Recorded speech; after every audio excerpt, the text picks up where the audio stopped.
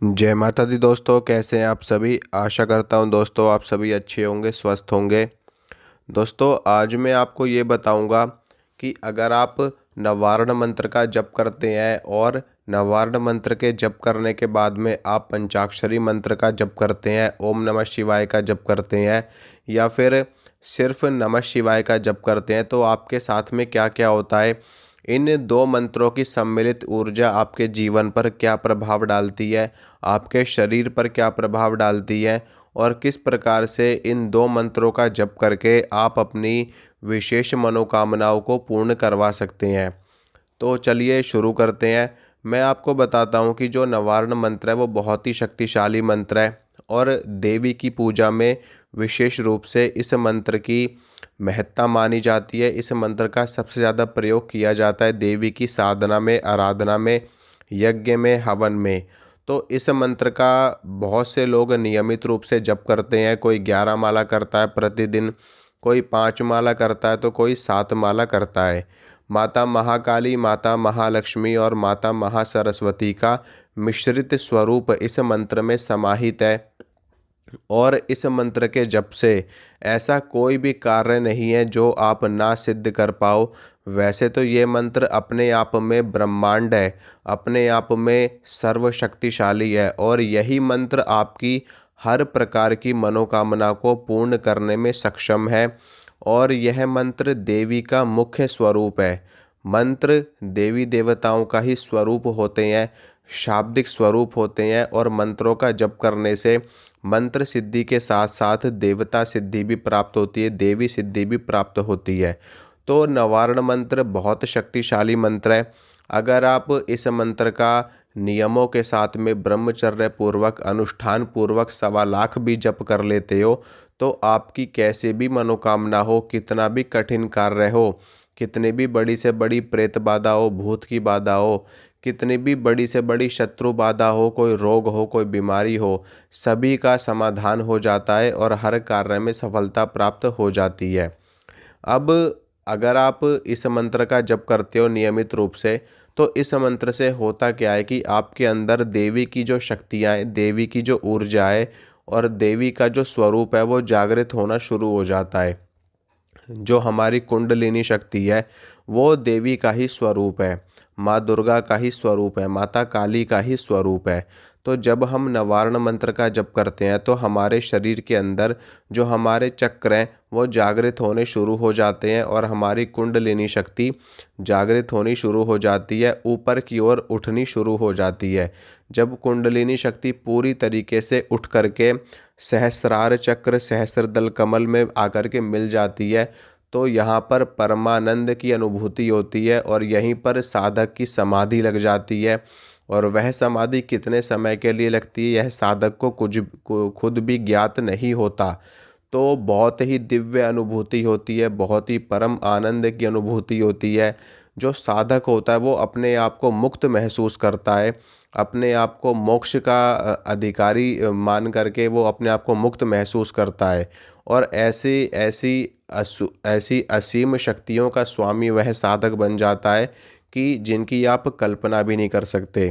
खैर ये सब बातें छोड़िए, मैं आपको बताता हूँ कि धीरे धीरे करके इस मंत्र से हमारे अंदर देवी की शक्तियाँ, देवी का स्वरूप जागृत होना शुरू हो जाता है। क्योंकि शिव और शक्ति दोनों एक दूसरे के पूरक हैं, एक दूसरे से पृथक नहीं है। इसका इसका हमें भगवान अर्धनारीश्वर से हमें सीखने को मिलता है, हमें देखने को मिलता है कि हर पुरुष और हर स्त्री एक दूसरे के पूरक हैं और इसी प्रकार से शिव और शक्ति भी है। तो अगर आप नवारण मंत्र का जप करते हो अपनी किसी भी मनोकामना को पूर्ण करवाने के लिए, तो आपकी उस मंत्र से भी वो मनोकामना पूर्ण ज़रूर होगी। ऐसा नहीं है, हर मंत्र अपने आप में पूर्ण होता है, चाहे वो सिर्फ पंचाक्षरी मंत्र हो, चाहे वो सिर्फ नवाक्षरी मंत्र हो। दोनों ही मंत्र अपने आप में परब्रह्म स्वरूप हैं और परमात्मा की, माँ जगदम्बा की शक्ति समाहित है दोनों मंत्रों में।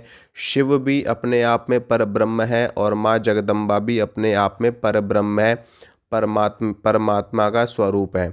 तो इसमें ऐसा बिल्कुल भी संशय अपने मन में लेकर के मत आना कि अगर आप सिर्फ़ और सिर्फ़ नवारण मंत्र का जप कर रहे हो तो आपकी, और अगर आप ओम नमः शिवाय का जप नहीं करते हो तो आपकी मनोकामना पूरी नहीं होगी, ऐसा बिल्कुल भी नहीं है। ऐसा अपने मन में संशय दूर दूर तक लाना भी मत। अगर आप सिर्फ़ और सिर्फ़ ओम नमः शिवाय का जप करते हो तो ये मंत्र आपके लिए पर्याप्त है। अगर आप सिर्फ़ नवारण मंत्र का जप करते हो तो ये मंत्र भी आपके लिए पर्याप्त है। अब मैं आपको बताता हूँ कि अगर आप दोनों मंत्र का जप करते हो तो क्या होता है। देखिए, जब आप नवारण मंत्र का जप करते हो और ओम नमः शिवाय दोनों का जप करते हो तो आपके अंदर शिव और शक्ति का मिश्रित स्वरूप जागृत होना शुरू हो जाता है। और यहाँ से क्या होता है कि जो आपकी शक्ति है वो ऊपर से और नीचे से दोनों तरफ से जागृत होती है, यानी कि ऊपर से शिव की शक्तियाँ जागृत होना शुरू हो जाती हैं और नीचे से कुंडलिनी शक्ति यानी कि देवी की शक्ति जागृत होनी शुरू हो जाती है। अब ये दोनों शक्तियाँ हमारे हृदय कमल में आकर के एक दूसरे से मिलती हैं, एक दूसरे का स्वरूप जब जागृत होता है तो वो हमारे हृदय कमल में विराजमान होकर के एक बहुत ही पावरफुल शक्ति यहाँ से जागृत होती है, जो हमको सभी सिद्धियों का स्वामी बना देती है। क्योंकि जब हम दोनों का जप करते हैं तो दोनों की कृपा हमको मिलती है, दोनों की शक्तियाँ हमारे अंदर जागृत होती हैं। कुंडलिनी शक्ति ऊपर से भी जागृत होती है और नीचे से भी जागृत होती है। तो हमारा जो शक्ति को प्राप्त करने का जो प्रोसीजर है, जो प्रोसेस है, वो बहुत ही फास्ट हो जाता है और हमारे मार्ग में, हमारे रास्ते में कोई बाधा नहीं आती, क्योंकि शिव भी हमारे साथ में है और शक्ति भी हमारे साथ में है। तो ये दोनों जब हमारे साथ में होते हैं तो हमें सिद्धि भी जल्दी प्राप्त होती है, हमारी मनोकामना भी जल्दी पूर्ण होती है, हमारी हर इच्छा भी जल्दी पूर्ण होती है और हम जो भी कार्य करते हैं उसमें सफलता भी हमको जल्दी मिलती है।